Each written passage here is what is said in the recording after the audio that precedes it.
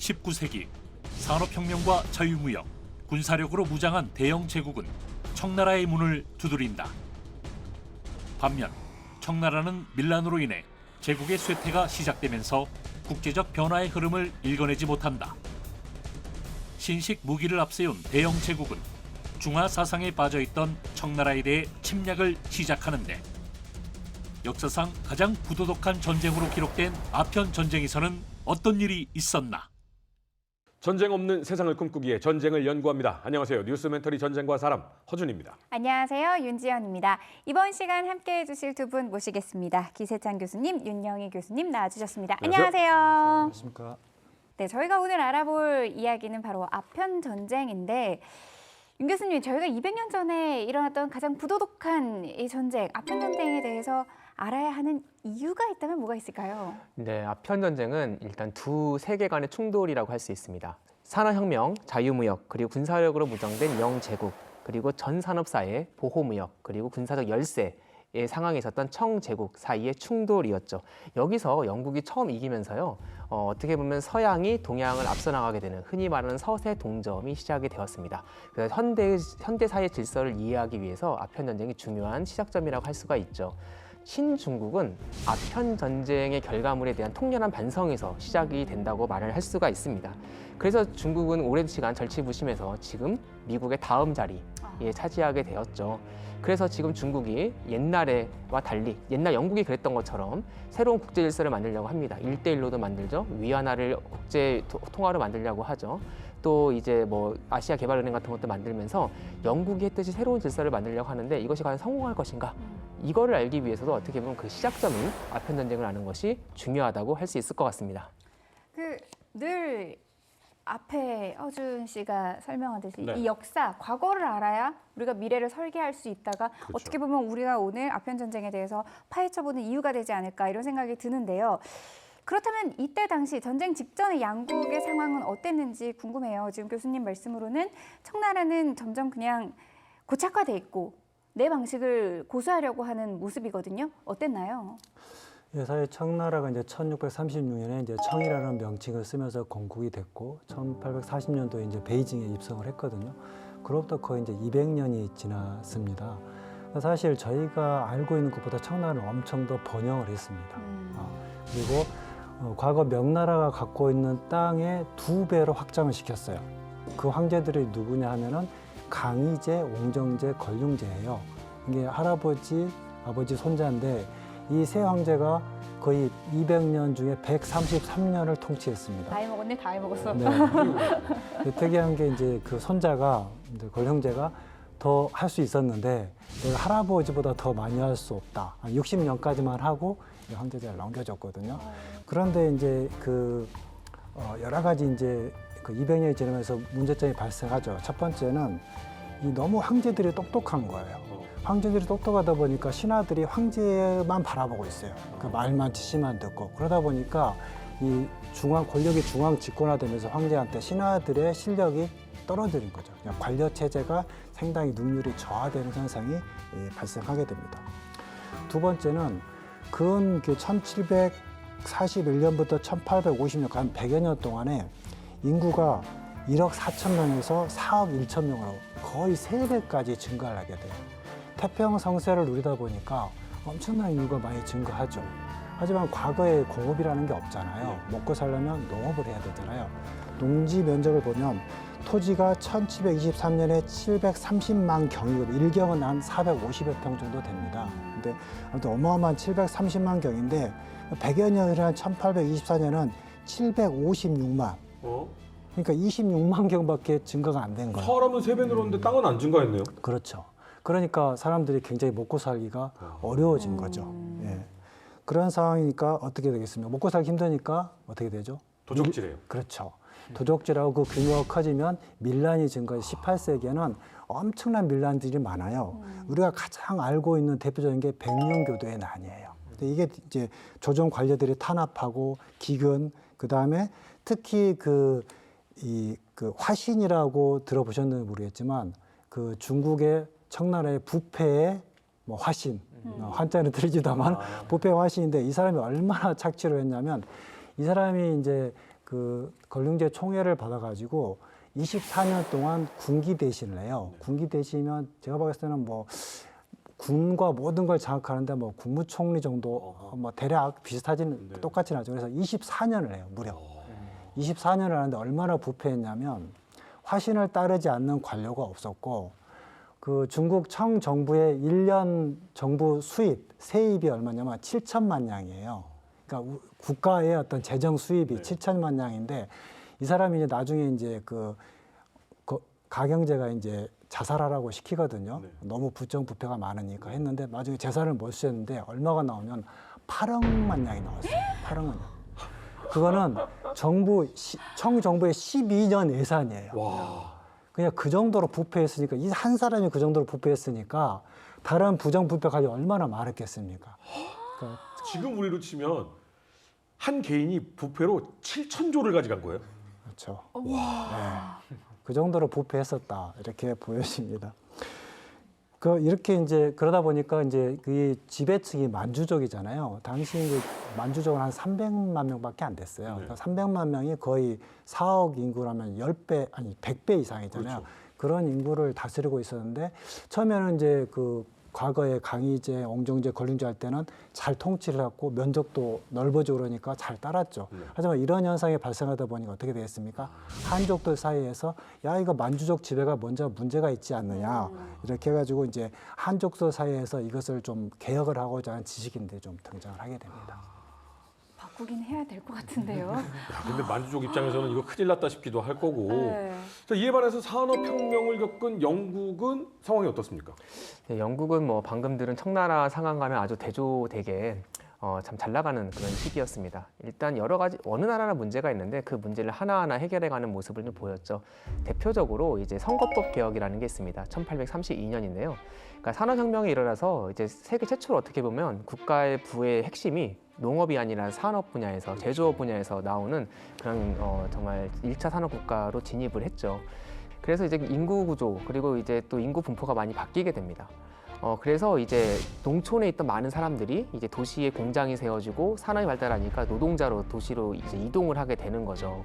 그리고 또 이제 아무래도 국가의 부가 옛날에 토지 귀족보다는 산업 자본가들한테 많이 몰리게 되었죠.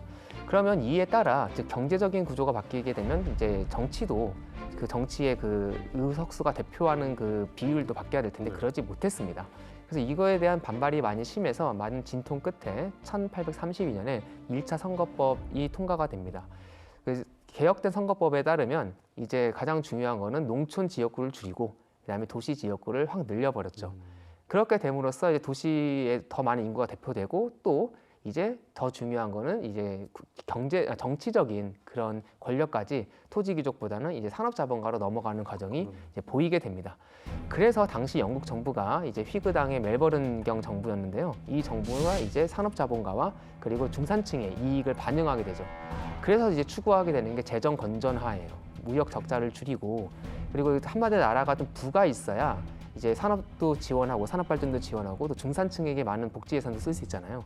그래서 우리가 이따 살펴보겠지만 아편 전쟁이 무역 적자 때문에 일어나는데 이거에 대해서 좀 더 민감하고 이걸 타개하려고 했던 것도 이런 선거법 개혁에 영향이 있었습니다.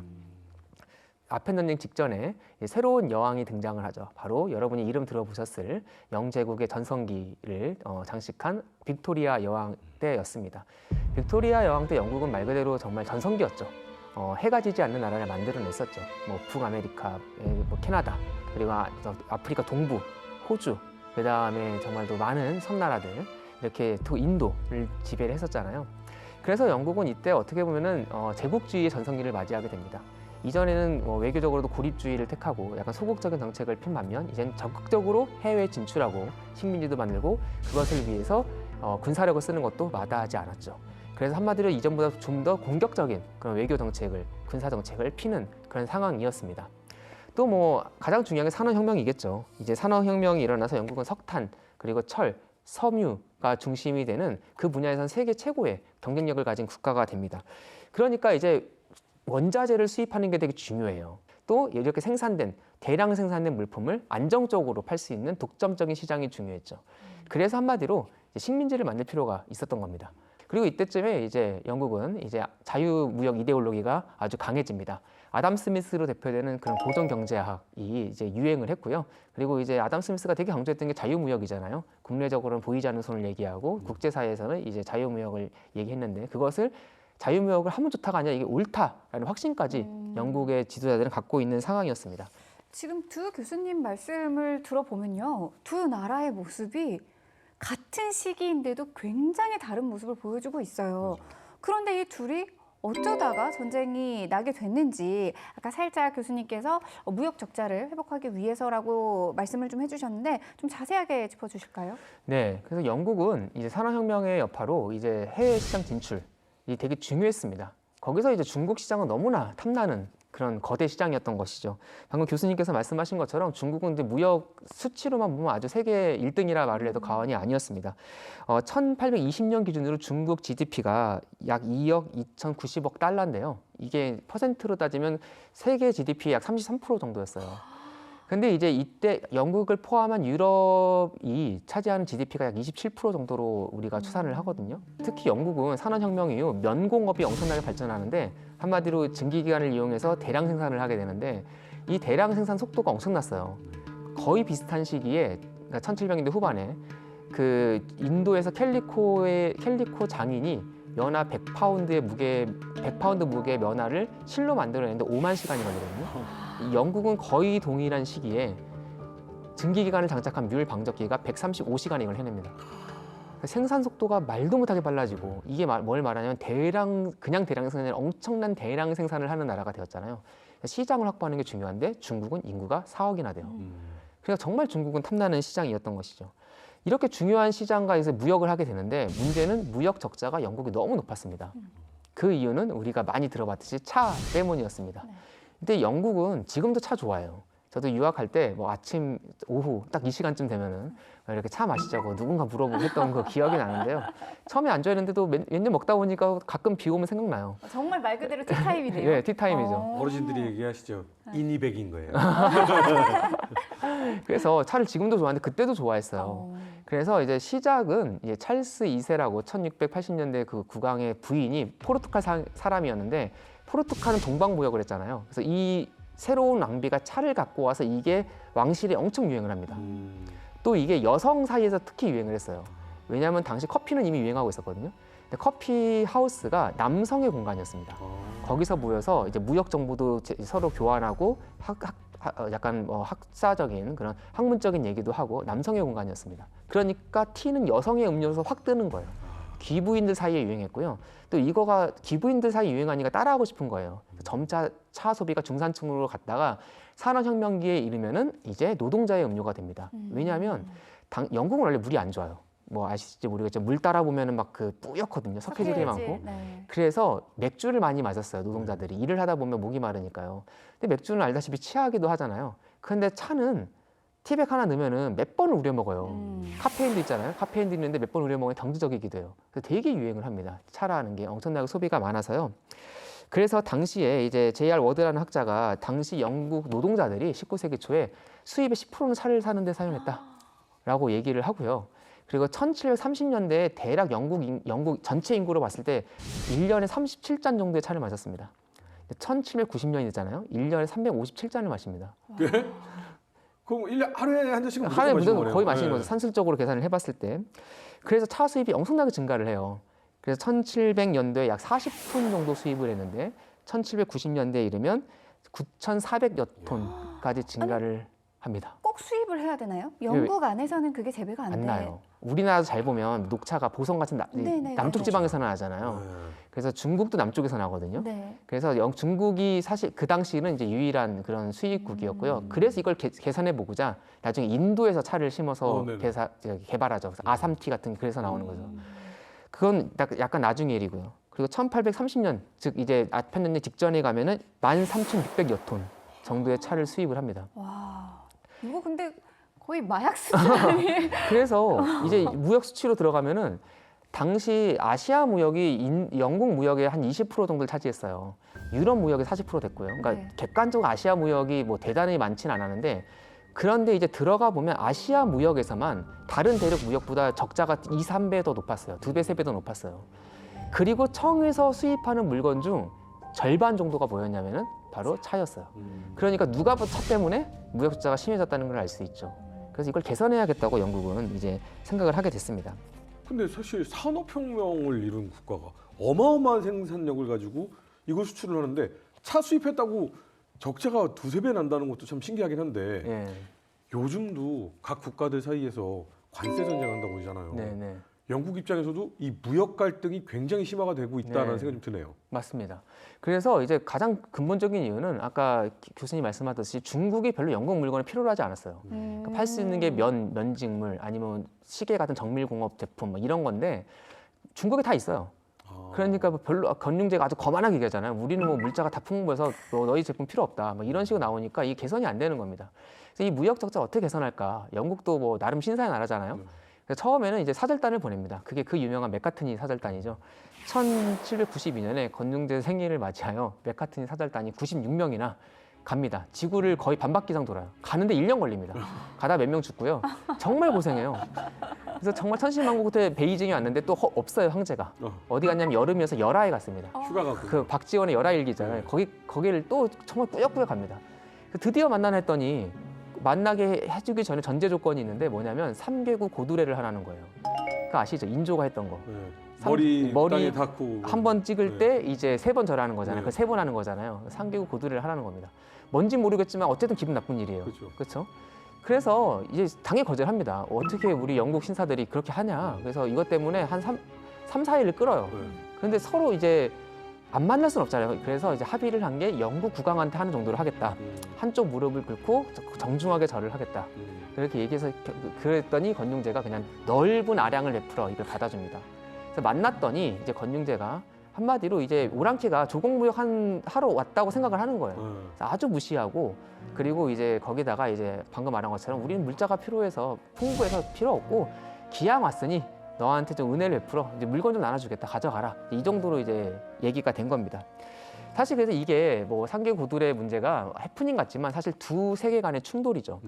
중국은 뭐 이제 조공무역으로 대표되는 한마디로 중화 사상을 갖고 있었고 이 여기서 빠져나오질 못하고 있습니다. 근데 영국은 이미 국제사회는 대등한 국가끼리 주권을 가지고 하는 대등한 관계다라는 생각을 가지고 있었고 또 자유무역이 아까 말씀드렸듯이 아주 중요한 이데올로기였습니다. 그래서 이 두 나라가 가진 오래된 세계관과 새로운 세계관의 충돌이라고 또 얘기를 할 수가 있겠습니다. 그래서 말로 해결이 안 되면 이제 남은 게 뭘까요? 힘으로 가기 전에 일단 치사무법을 쓰죠. 그래서 생각했던 게 바로 아편무역이었습니다. 그래서 이제 당시 또 이게 가능했던 게 1764년에 인도의 부사르 전투에서 영국이 승리를 거둡니다. 그래서 무굴 제국을 장악을 해요. 무굴 제국이 아편 무역 루트가 있었거든요. 그 루트를 영국이 차지해서 중국에 수출을 하기로 결정을 하게 되는 것이죠. 바로 옆 땅이니까 그냥 네. 생산해서 육지로 보내면 되네요. 네, 그렇죠. 바로 바다로 가게 되죠. 근데 갑자기 궁금한 게요. 중국 못지않게 인도도 인구수가 많잖아요. 네. 그리고 아까 인도에서도 차가 재배가 된다 그랬고 나중에 일입니다. 그때 당시에는 그러면 재배가 안 됐었던 네네. 거예요? 되게 그것도 엄청난 노력을 해요. 차 갖고 와가지고 여기 인도 여기 심어오고 여기 심어오고 하면서 또 토양에 맞아야 되잖아요. 그래서 개발하는데 좀 나중에 일입니다. 그러니까 영국 입장에서는 정말 중국밖에 없었군요. 네, 당시로선 중국이었죠. 그런데 자존심에 이렇게 스크래치까지 나고. 그리고 또 중국 차가 지금도 우리 가서 중국 가면 차 사오잖아요. 그러니까 아주 품질도 좋았기 때문에 뭐 비교가 안 됐었죠. 그리고 이제 그 당시에는 중국에서 청정부가 그 차가 밖으로 씨앗이 네, 맞아요. 유출되지 못하도록 금지령을 내렸어요. 특히 이제 중국의 운남 지역에 차가 많은데 그래서 엄격하게 그걸 이제 뭐 배를 타고 가야 되니까 그거를 금지시켜서 잘 못 가져가게 했어요. 그래서 막 몰래 잠입해가지고 막 이렇게 스파이 같은 거 보내서 막 갖고 오고 막 그래요. 그 정도였군요. 이렇게 돼서 영국은 이제 인도의 아편을 청나라로 수출하겠다라는 야심찬 계획을 세우게 되죠. 어떤 방식으로 이제 진행을 하게 되나요? 이제 인도를 이제 식민지화했던 게 사실 영국 정부가 아니라 이제 영국이 특허장을 준 회사였죠. 동인도 회사라는 인도 무역 루트를 개발하고 시장 개발할 수 있는 권리를 둔 동인도 회사가 사실 인도를 식민지화하죠. 나중에 세포르 항쟁이라는 게 생겨가지고 이제 인도를 영국 직접 통치를 하게 되는데요. 일단 자기들이 독점권을 가져야 되니까 양귀비 재배를 철저하게 통제해요. 동인도 회사 허락 없이 양귀비 재배 못하게 하고요. 양귀비는 아까 우리가 서로 얘기했듯이 관상용으로도 많이 키우고 또 소소하게 이거를 집에서 길러가지고 맞아요. 이렇게 뭐 배 아플 배 아플 때. 때도 먹고 네. 막 이렇게 진통제 쓰고 그랬잖아요. 근데 이제 그런 것도 못하게 합니다. 음. 그리고 이제 생산과 포장까지도 동인도회사가 이제 장악을 하고 독점을 하고 관리를 합니다. 한마디로 품질 관리를 한 거예요. 품질 관리를 해서 이제 동인도 회사 직인이 찍힌 한마디로 뭐 차에도 뭐 어느 회사 딱 직인이 찍히면 좋은 차잖아요. 그런 네. 것처럼 검증된 아편을 팔려고 노력을 했고요. 그리고 이제 당시 중국은 이미 아편이 금지되어 있었습니다. 1796년에 아편 사용이 금지됐고요. 1799년에 아편 무역이 금지되어 있었습니다. 한마디로 밀무역밖에 못해요. 그래서 어떻게 하냐면 캘커타에서 공매를 해요, 아편을. 그러면 영국의 그러니까 개인 무역업자들이 그걸 삽니다. 네. 그다음부터 동인회사는 잘 모른다요. 아, 그 얘네들이 어떻게 하는가? 광저우로 배 타고 몰래 갑니다. 네. 광저우에는 중국 그 관리들도 있잖아요. 그래서 닝빙섬이라는 곳에서 몰래 만나서 그 근처에서 이제 거기까지 나온 중국 마약 밀매업자들한테 이걸 팝니다. 그럼 이 사람들이 광저우에 몰래 들어가서 그 내부의 판매망한테 넘기는 거죠. 그래서 이제 남부 광저우부터 이제 점점 북으로 아편이 이제 퍼지게 되는 거예요. 아니, 근데 중국에서 공식적으로 무역이나 사용을 금지시켰다는 건 이게 마약인 걸 아는 거잖아요. 네. 근데 이걸 직인까지 찍어서 판매하고 수출하는 게 영국은 이것에 대한 부당함을 모르는 거예요? 그래서 사실은 약간의 양심만 접어둔다면 무역 적자 해소에 아주 정말 탁월한 방법이었던 것이죠. 약간이요. 아니 이미 아까 어. 꾸르라 했잖아요. 아, 무릎 꿇은 이미 거예요? 자존심에 거기서 지금 스크래치가 이렇게 이제 났기 때문에 너가 먼저 잼 날렸어. 약간 어. 이렇게 된 거죠. 그래서 이제 사실 이제 잘 보면 이게 무역의 흐름을 바꿔놨습니다. 중국한테서 차, 도자기, 그리고 비단 상당히 고가의 그 수입을 하면 물건을 수입을 하면 영국에서 은이 중국으로 갔단 말이에요. 그렇죠. 당신은 국제 거래를 은으로 했기 때문에. 그래서 중국은 한때 은이 넘쳐났어요. 그런데 이제 이게 상강 무역으로 바뀝니다. 중국이 차, 도자기, 비단을 영국에 팔면은 영국이 면 제품을 인도에 팝니다. 인도가 이 대금을 아편으로 중국에 이제 공급을 하는 거죠. 그래서 그러면 어떻게 될까요? 중국의 은이 영국으로 오게 됩니다. 그래서 1804년에서 1820년 사이에 무역의 흐름이 바뀝니다. 이전까지는 영국에서 중국으로 은이 들어갔는데 이제 중국으로 들어오는 은보다 훨씬 밖으로 나가는 은이 이제 능가를 하게 됩니다. 은의 양이 능가를 하게 됩니다. 그래서 아편 전쟁 발발 직전인 1839년에 청나라에 유입된 아편이 2,500톤 정도에 이르렀고요. 청나라에서 수입된 물품의 한 57%가 그 비중이 아편이 차지하게 됩니다. 그래서 이제 영국은 목적했던 바를 이렇게 이루게 되었죠. 흑자 전환한 거예요. 네.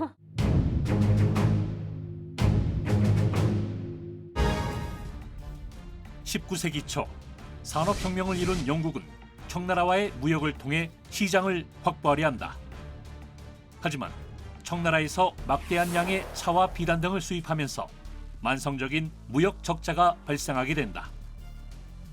이에 영국은 인도에서 생산된 아편을 청나라로 밀수해 무역 적자를 해소하겠다는 계획을 실행하고 이후 청나라로 수입되는 물품의 57%가 아편이 차지하게 되면서 영국은 흑자 전환을 이루게 된다.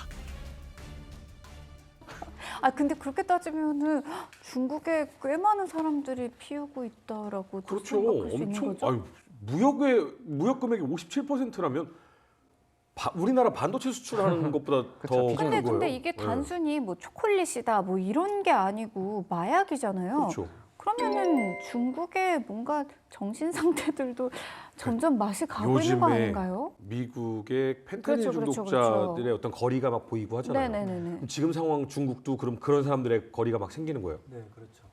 그 사실은 이제 아편은 아까 뭐 교수님 말씀하셨듯이 그 약재로 쓰였어요. 그래서 중국 고대부터 수입을 해서 약재로 잘 썼단 말이죠. 그런데 이게 이제 영국이 의도적으로 이렇게 아편을 적극적으로 수출하다 보니까 17세기부터 이제 아편 흡식이 점점 퍼지게 돼 있었어요. 이제 금지하기 전에. 네. 근데 뒤늦게 금지를 했는데 그 이미 사회에 다 중독됐죠. 중독돼 있는 네. 거죠. 그래서 당시에 이제 보면 이게 이제 군대까지도 침투하고 민중까지도 다 침투해가지고 굉장히 심각한 사회 현상을 비칩니다. 그래서 저게 이제 당시에 서양인이 그린 중국의 아편 굴 모습이에요. 저런 데 들어가가지고 아편을 해야 되는 거죠. 그리고 아편 중독되니까 매일 하게 돼요. 그 당시 기록에 보면 일반 시민이 하루에 살 수 있는 돈이 뭐 현대 돈으로 치면 뭐 5만 원이다고 쳐요, 한 가족이. 그런데 아편은 하루에 그 하나를 피려면 10만 원이래요, 2배가. 그러니까 이 경제 생활이 안 되는 거죠. 민중은 피폐해지고 다 도적들이 되고. 기록에 의하면 이제 당시 이제 1830년대 후반에 아편 중독자 수가 한 200만 명 정도 됐다고 해요. 그게 이제 중앙 관료가 10에서 20%. 그러니까 10명 중에 한두 명은 다 아편 중독자인 거예요. 그다음에 지방 관료는 20에서 30%. 하층 관료는 80에서 90%. 얼마나 심각했고, 그다음에 병사들까지도 전부 다 아편에 중독돼가지고 전투 능력까지 상실된 거죠. 그리고 결과적으로 이 관료와 군대가 아편에 중독된 것은 결국 국가 기능이 마비될 수준까지 이뤘다고 보여집니다. 그다음에 이제 또 두 번째는 이제 이거는 이제 아편의 어떤 폐단이고 은의 문제가 있어요. 왜 문제가? 은이 이제 유출이 되잖아요. 이게 심각한 사회적 문제가 되는데 어떤 문제냐면 중국은 공식적으로 세금을 은으로 납부하게 돼 있었어요. 그래서 그런데 은 한 양이 하나 요만한 한 양이 동전 1000개랑 똑같아요. 천문 1000개랑 동일해요. 그런데 부자들은 은을 갖고 있겠지만 일반 서민들은 뭘 갖고 있겠습니까? 동전 갖고 있죠. 네. 1700년대 이게 1대 1000이에요. 비율이. 그러니까 내가 뭐 1000개만 내면 이제 은 세금 됐다. 그런데 이게 은이 계속 유출이 되다 보니까 은이 귀해지는 거죠. 근데 이 비율이 1679까지 바뀌어. 1대 1679. 그럼 1.7배잖아요. 일반 서민들은 수입은 똑같은데 세금을 2배로 내야 되는 거예요. 하이퍼 인플레이션. 예, 그러다 보니까 이제 돈이 이제 세금을 못 내잖아요. 그러니까 이제 조세 미납이 발생하게 되는 거예요. 그러니까 사회 국가적으로 엄청난 심각한 폐해를 미칩니다. 아니 차 무역으로 아주 기세 등등했던 중국이 이렇게 아편 하나로 크게 무너지고 있는데 이렇게 되면 중국 입장에서도 가만히 있을 수 없을 것 같아요. 어떤 변화가 좀 있어야 될 것 같은데요. 네, 그렇죠. 아까 임에서 말씀하신 대로 이제 금지령을 내리지만 그럼에도 불구하고 계속 아편은 밀수입에서 들어오는 것이죠. 아편 수입 증가를 보면 1820년에 그 인도에서 생산되는 아편 한번 생산하던 모습을 보실까요? 저게 이제 인도에서 아편을 생산해서 창고에다 저장하는 거예요. 어마어마하잖아요. 저 대부분이 중국으로 수입됐다고 보시면 돼요. 창고용 할인 매장 같아요. 네. 그 1820년에는 상자로 한 4, 5천 상자 정도가 들어왔어요. 그런데 이게 한 10년 뒤에는 2만 상자로 늘어나고 다시 아편전 바로 직전에는 4만 상자에 10배가 늘어났죠. 그러니까 아편 피우는 사람들도 그만큼 많이 늘어났다는 거잖아요. 그래서 청 정부에서도 이제 더 이상 가만히 있을 수가 없죠. 네. 그래서 이 아편 사회적 폐단이 크기 때문에 어떻게 할 것인가 했는데 두 부류의 관료들이 주장을 해요. 하나는 엄금액 아예 금지시켜야 된다. 네, 금지했어요. 그런데 이제 이금론자를 좀 늦출이거든요. 한자로 늦춘다. 금하는 건 좀 늦추자는 거. 이미 사회적으로 너무 퍼져 있으니까 이걸 너무 탁 금지하면 사회적 무리가 생기니까 이 아편을 그냥 합법화 시켜야. 대신 중국 내에서 조금 재배를 해서 일부 공급을 하고 대신 관료들과 병사들, 군대에는 금한다. 철저하게. 예, 그리고 오히려 이게 만약에 재배해서 팔게 되면 우리가 담배 파는 것처럼 조세 수입이 되잖아요. 그렇죠. 이제 그런 식으로 주장을 하게 되죠. 그러니까 당시 황제는 이제 도광제거든요. 이 도광제가 많이 고민을 하죠. 상당히 고민되지 않겠습니까? 신료들이 반대 안 해서 주장을 하는데 고민하다가 이때 이제 우리가 잘 알고 있는 임칙서가 호광총독이었어요. 임칙서는 아편 엄금론자예요. 자기가 다스리고 있는 지역에서 엄금론을 한번 펼쳐봐요. 그래서 아편을 몰수하고 아편 피우는 사람들을 감금해가지고 강제로 못 피우게 해요. 그러다 보니까 사람들이 막 며칠에 한 명씩 죽어나가긴 하는데 사회 전체적으로 봤을 때는 효과가 있는 거예요. 네. 이게. 그래서 흠차 대신 있지 않습니까? 우리가 알고 흠차 대신 황제가 정권을 주는 거죠. 그래서 네가 광저우로 가서 처리를 하라 이렇게 하는데 왜 광저우로 가냐면 지금 우리가 한국에서 무역을 하면 인천에서도 할 수도 있고 부산에서 할 수 있고 여러 군데 할 수 있잖아요. 그런데 중국 당시 청 정부는 애국 세력이 자국 내로 들어오는 것을 상당히 꺼려해요. 그래서 광저우라고 저 남쪽, 예를 들면 부산 이렇게 한 군데에서만 무역을 할 수 지정을 해줘요. 그 하나가 있죠. 그러니까 여러 군데에서 동시에 무역을 하면 영국이 조금 나을 텐데 한 곳만 지으니까 문제가 있죠. 이걸 광저우 체제라고 그래요. 또 한 가지는 무역을 하는데 중국에서는 무역 상인들을 종대했을까요? 멸시했을까요? 약간 멸시했어요. 멸시하죠. 네. 그러니까 관료가 외국 상인들과 직접적으로 접촉을 못하게 안 하는 거예요, 일부러. 내가 왜 저런 하급의 상인을 하냐. 그래서 뭐냐면 공행제도라는 걸 실시해요. 뭐냐면 13행이라고 유명한데 저기 이제 거리의 모습이 보이는데 광저우의 이제 그 거리 모습이거든요. 저게 상가예요, 상가. 그러니까 네. 지금 말하는 대기업이라고 보시면 돼요. 기업가들이 13군데를 지정해가지고 이 13군데만 외국과 무역을 할 수 있다고 지정을 해놔요. 그러면 근데 문제가 뭐가 되냐면 외국 상인들이 불만이 생기잖아요. 어떤 세금 문제, 뭐 문제, 불만이 생기면 뭔가 정부에서 해결을 해줘야 되는데 안 만나주는 거예요. 아, 대기업 통해서 와. 네. 어. 네. 그러니까 이제 상인들 불만이 굉장히 쌓이고 이제 무역도 제대로 안 되는 어떤 그런 체제적인 문제도 있었다는 것이죠. 어쨌거나 이제 광주 한 곳만 잘 정리를 하게 되면 사실은 아편 문제는 해결이 될 수도 있잖아요. 네. 그래서 이제 임직사가 광주로 갑니다. 가면서 미리 조치를 취해요. 네. 그쪽에 이제 총 뭐 대장이 있을 거 아니에요? 그 사람한테 해가지고 야, 아편 거래자, 밀수자, 그다음에 밀수 선박 이것들 다 파괴했고 전부 다 몰수를 해. 이미 이렇게 시켜요. 근데 외국 거는 빼고 자국 내 거만 일단 문제가 될 수 있으니까 그래서 이미 가기 전에 대략 2,000명 정도를 다 체포를 해가지고 수감하고 국내에 있는 아편들은 다 이제 몰수를 하게 되죠. 근데 이렇게 하면요, 뭐 청나라 안에서는 어떻게 보면은 당연한 게 이루어져야 되는 거지만 영국 입장에서는 이제 막 우리 뭐 다 이렇게 이제 흑자 전환했는데. 배가 불러지고 있는데 이러면 안 되는데라고 할 것 같거든요. 조금 더 제가 부연 설명하면 예. 이제 내국인까지는 이제 했잖아요. 네. 이제 외국인에 대해서 해야 될 거 아니에요. 아, 예. 그래서 이제 도착해서 3일 동안은 또 내국인 한 1,600명을 또 잡아들여요. 네. 잡아들이고 드디어 8일째 되는 날부터 외국 상인들한테 이제 드디어 엄포를 놓죠. 어. 8일째 3일 이내에 모든 너희들이 갖고 있는 아편을 다 제출해라. 대신 값을 쳐주겠다고는 해요. 일부 값을 쳐줄 테니까 다 제출해라. 그리고 서약서를 병행해서 내라. 앞으로는 절대 안 된다. 그렇죠. 앞으로는 절대 아편 밀수를 안 하겠고 만약에 아편을 가서 발각됐을 경우에는 처형까지 감수하겠다. 이렇게 제시를 하죠. 근데 영국을 빼고 다른 국가들은 다 제출을 하고 그 서약서까지 제시를 했어요. 네. 그런데 영국은 아편은 제출을 했는데 서약서는 제출을 안 했어요. 빌미를 만들기 위해서 안 한 거죠. 의도적으로. 따라라 따라라라 이러면서 이제 전쟁이 시작되는 건가요? 어떻게 되는 거죠? 그럼 이 상황에서는 이거를 상인들이 영국에 와서 얘기하겠죠. 빅토리아 폐하 지금 이제 겨우 흑자 전환했는데 하면서 우리 좀 도와달라. 영국 정부에게 알릴 거 아닙니까? 영국은 세계 최초의 자본주의 국가잖아요. 공업국가가 됐고 거기서 자본주의까지 나가잖아요. 자본주의에서 가장 중요한 거는 재산권이죠. 네. 그러니까 이제 물론 되게 영국 중심적인 생각인데 어쨌든 자기들의 재산이라고 생각하는 거예요. 이걸 아무리 외국 정부라 하더라도 우리가 외국에서 장사를 한다 하더라도 그렇죠. 무역 금지까지는 참을 수 있어요. 그건 할 수 있는 거니까 영국도 하는 거니까. 그렇다고 우리의 정당한 재산을 외국 정부가 우리나라 정부도 아니라 외국 정부 관리가 뺏을 수가 있는 것인가? 처음에는 이걸 차와 교환하자 그런데 그걸 거부합니다. 근데 나중에 결국 압수를 하거든요. 120만 킬로그램의 마약을 압수해가지고 아편을 압수해서 이 아편이 저는 잘 모르는데 이제 바닷물에 석회질, 뭐 소금기 이런 걸 합쳐지면 이게 성분이 없어진대요. 그래서 바다에서 23일간 이걸 뿌개서 없애버려요. 거기 있는 물고기들은 괜찮았을까? 뭐 그런 생각이 들기도 진짜 하는데 환경오염 주범이네 주범이야. 물고기들이 배는 하나 아팠겠네요. 처음에 영국 그 상인들이 야, 아편 너희들이 가져가서 효능을 소각이 안 되는데 할 수 있어 이렇게 했대요. 네. 근데 임칙사가 말씀하신 대로 진짜 소각 그렇게 해버린 거예요. 근데 그래서 얘가 불태우면 문제가 되는 거예요. 그 연기나 그런 것 때문에. 그쵸. 그래서 이제 바닷물로 그렇죠.